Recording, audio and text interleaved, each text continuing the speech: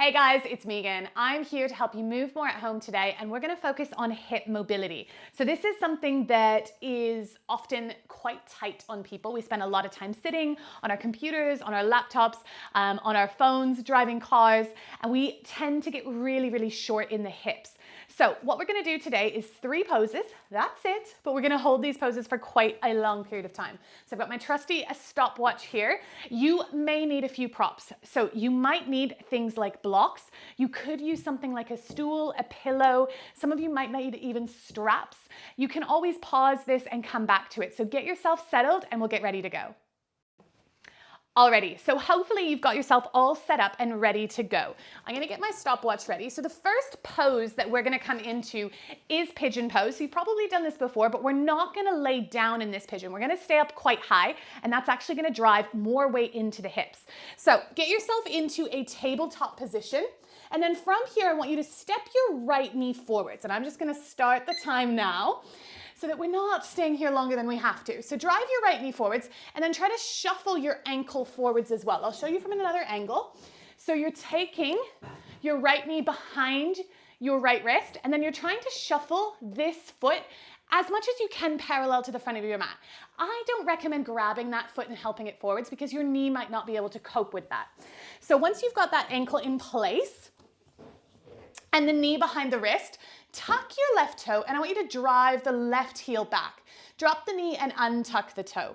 Alrighty, so option 1 is just this, hands on the floor, okay? Option 2, you're gonna try to drive yourself a little bit higher. So you're gonna take one hand onto your knee and one hand onto the floor. This is where you might need those blocks, okay? So I'm gonna give you lots of different modifications now. If you're super duper tight, blunk, pop a block underneath your butt cheek. That will stop some of that weight driving down because you're supported. You can also take blocks underneath the hands, okay, if you're finding it quite hard. What you will find with longer holds like this is that you're going to start to feel this in your wrists, and that's because you're holding your weight. All right, so hopefully you're settled into that pose. Maybe you're using blocks, maybe you're not. But just try to keep your weight up as much as you can so you can feel that weight driving down.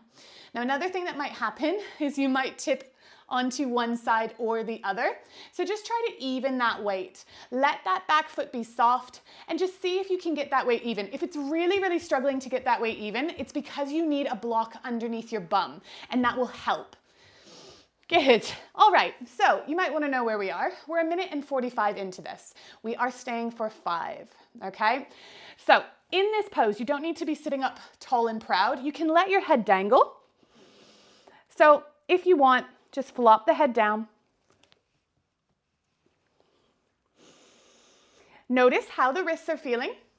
You can move the wrists around, okay? You can change it up. If they're really hurting, maybe take the hands into fists and drive the fists into the block or the floor. Now notice what's happening in your breath, okay? So often what we want to do, or often what happens, is we start to wiggle and we want to move out of the pose. So what I want you to try to do is fight that urge. And what's happening is your stress reflex, okay, your muscle spindles, they're starting to fire and they're going, whoa, what are you doing? We don't want to open our hip this much. So you want to tell your muscles, tell your reflexes, cool it, man, it's all right, we're chill, we're just gonna hang out here, everything's okay. You're not in danger. So this is your nervous system really, okay? So you've got 2 strands, 2 pathways. One is your sympathetic, and that's like your fight or flight. And then the other is your parasympathetic nervous system, and that's where we want to head to. And there are ways of stimulating the parasympathetic nervous system, and one of them is through breath. So I want you to try to work on a breathing pattern that is 4-8. And we're lengthening out the exhale. If we lengthen out the exhale, we're convincing the body that we're calm, we're cool, and everything's relaxed. So you're going to inhale through the nose for 4. And then you're going to exhale out of the mouth for 8.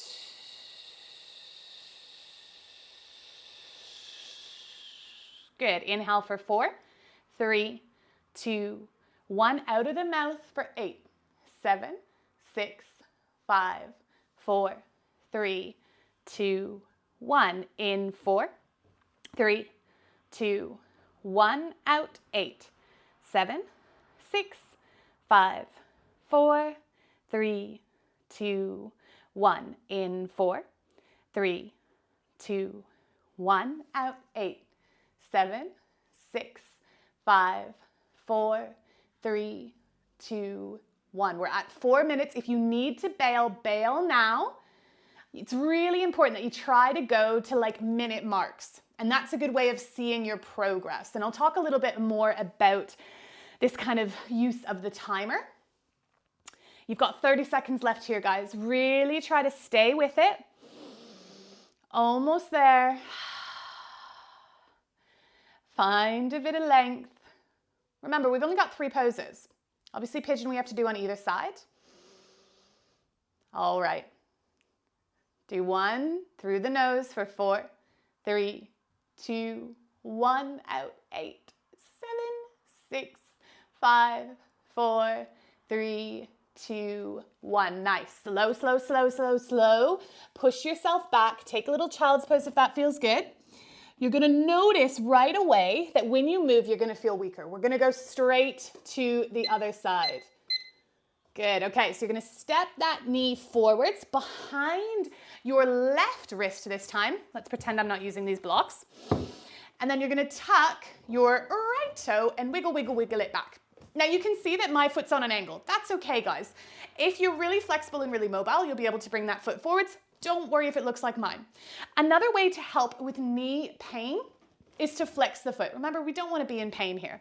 So if you're really tipping one side to the other, grab your trusty blocks, place them under one of your butt cheeks. And remember that we're trying to rise up. So it might be too hard for you to bring your hands up, but if you can, take one hand onto your knee, one hand onto the floor, or a block if you want to. Finding that length, breathing here. Nice, evening out. Okay, so why do I use the timer? Why does it matter? Should we not just hold for like 30, 40 seconds or until it starts to get a bit uncomfortable? The problem is that you will kick out of this pose every single time you start to feel uncomfortable. So as soon as your body starts to say, "Ooh, I'm not liking this anymore," and you start to wiggle and move, you'll just leave, okay? That's kind of like, that's human nature. And this is called inertia. So we never kind of make progress. We're quite still. And the timer is going to guarantee that we make progress. And the idea of this is that we want to meet or beat our hold time, okay? So meet means that every time we hit 2 minutes and we never go below that. But maybe every time we practice, we go 2 minutes, 2 minutes 5, 2 minutes 10. And each time you build on that. And this is where you're really going to start to see those mobility gains, okay?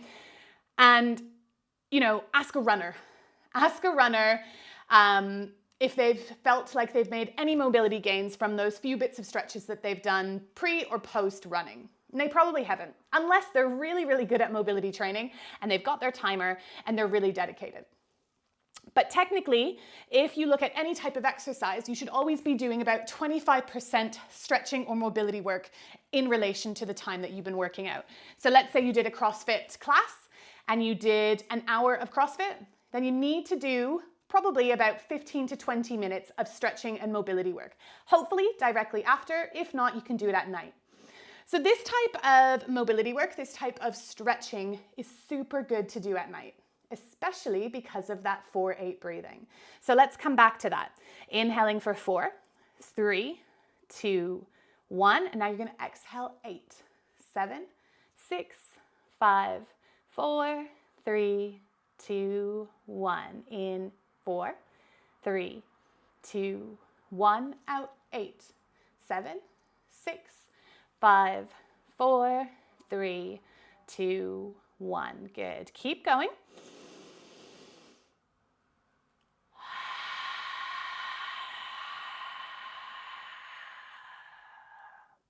So why is this kind of breathing, why is this kind of yoga work, mobility work good to do before bed? Well, we're stimulating that parasympathetic nervous system.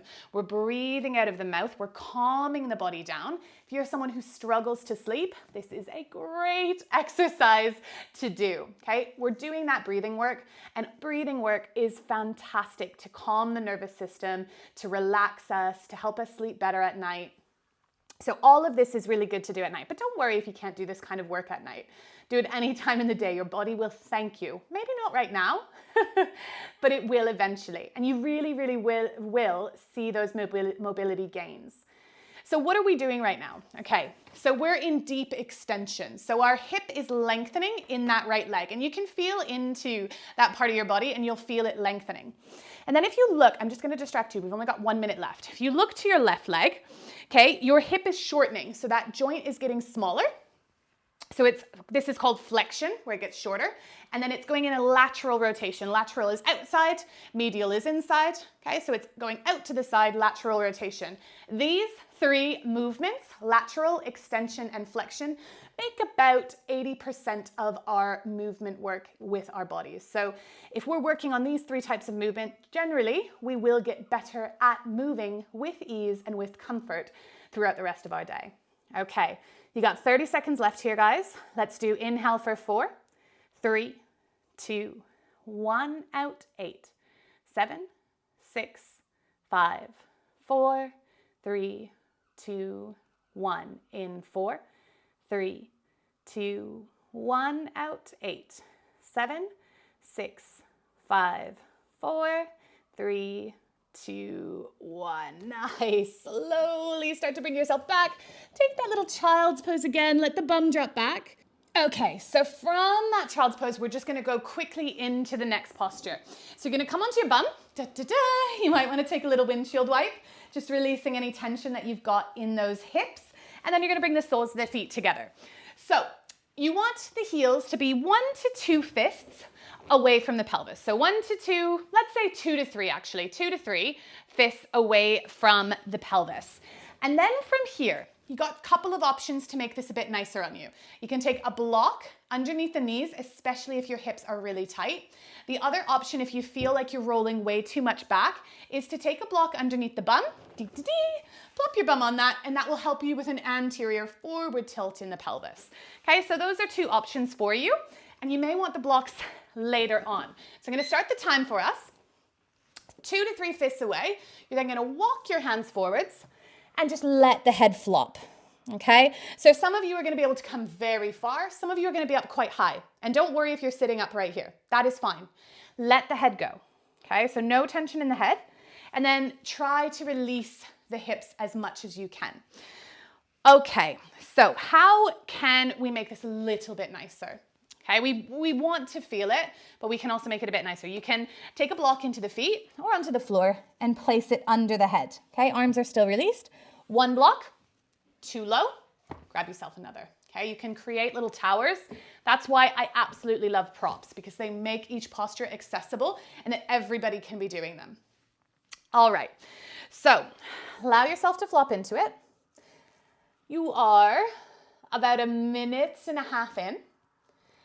This is kind of when I start to feel the pose. So often at the beginning of this posture, I'm like, what's the yoga teacher talking about? This isn't intense at all. But then I start to feel it. Okay, you just stay where you are. I'm gonna chat because if I bend over too much, you won't be able to hear me that well.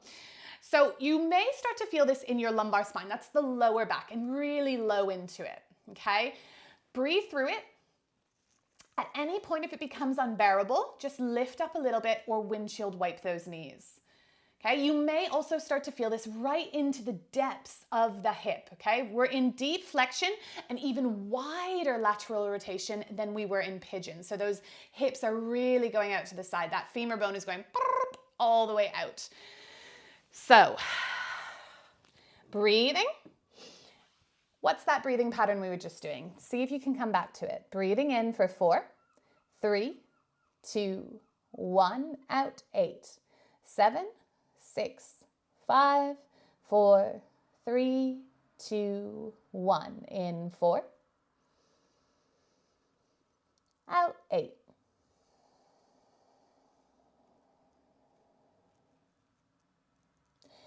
In 4,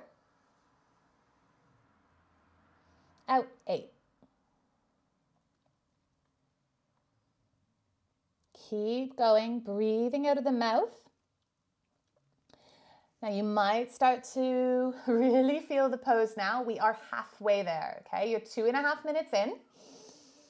This is when those muscle spindles Okay, that stretch reflex is going to be going whew, whew, whew, and kind of screaming at you. Breathe.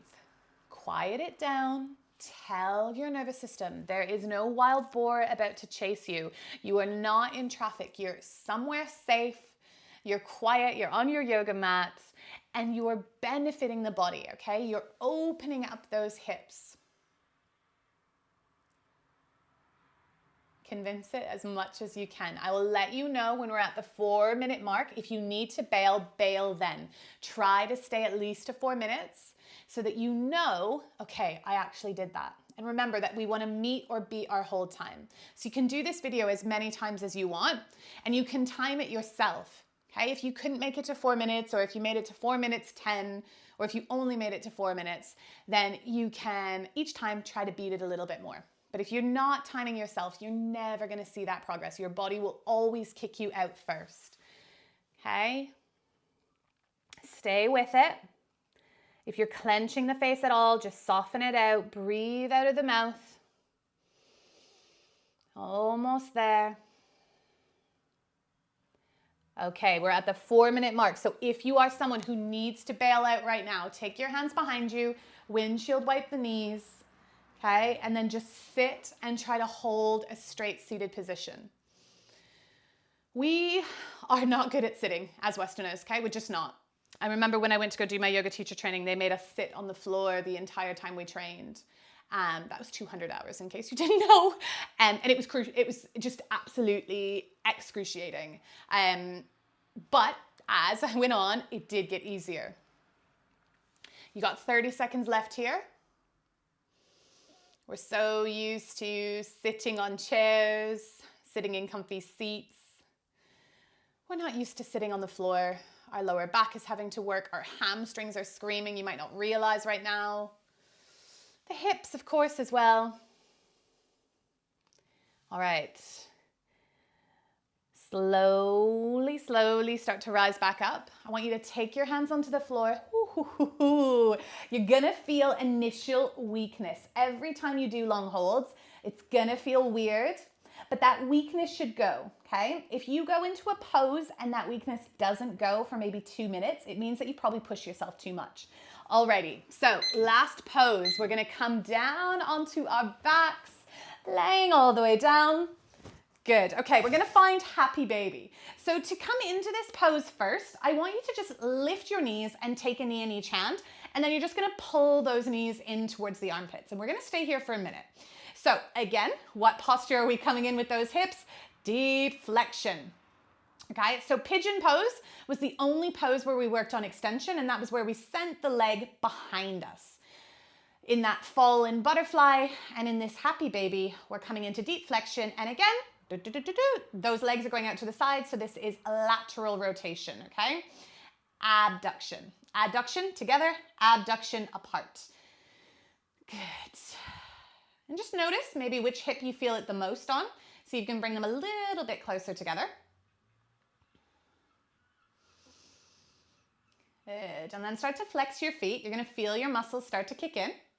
And then from here, flick your legs up to the sky. Now, if there is no chance that you are gonna reach your feet, 2 options. You can take a strap on each foot, okay? One of those dressing gown belts, and then you pull down on those straps. So that's an option, and that will make you get into that happy baby position. You can always just grab behind those knees as well to pull down.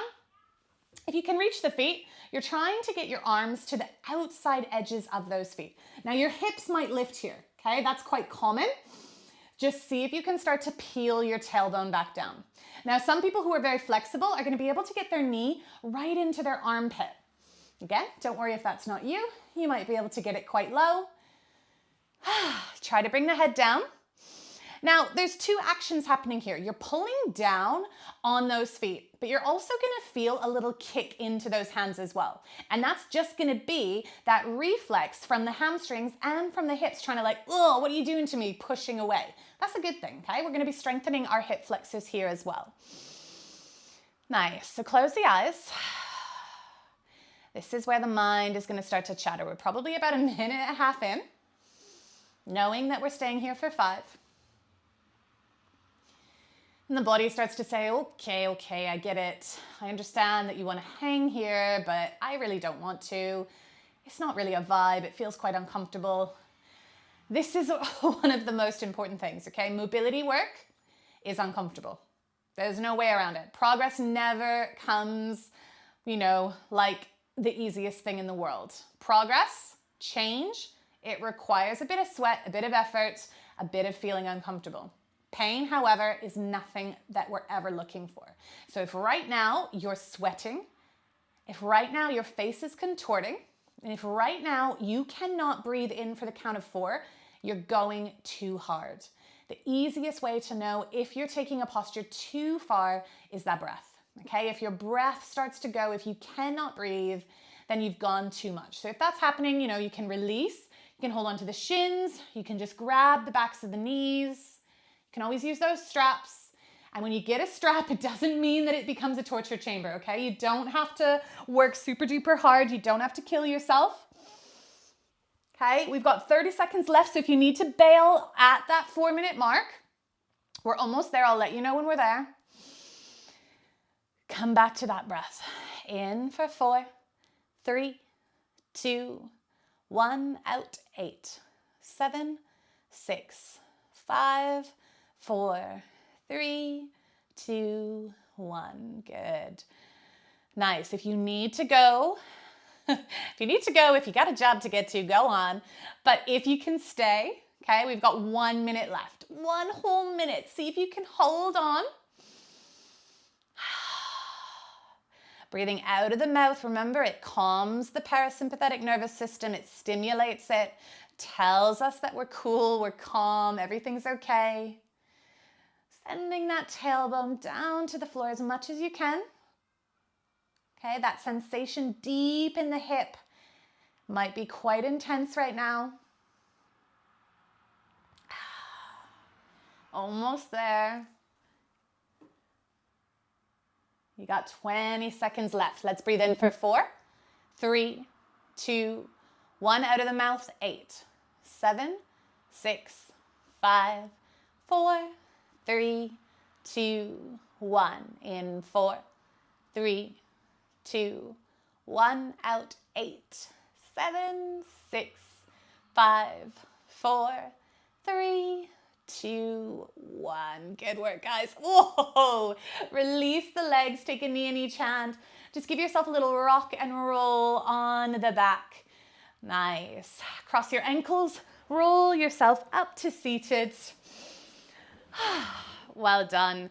So that's your hip mobility work. We worked on flexion, lateral rotation. Okay, we're in all of those poses right now. We're in flexion, the hip is shortening. We're in lateral rotation, and we worked in extension. That's where you take the leg behind you. Amazing work. Have a great day.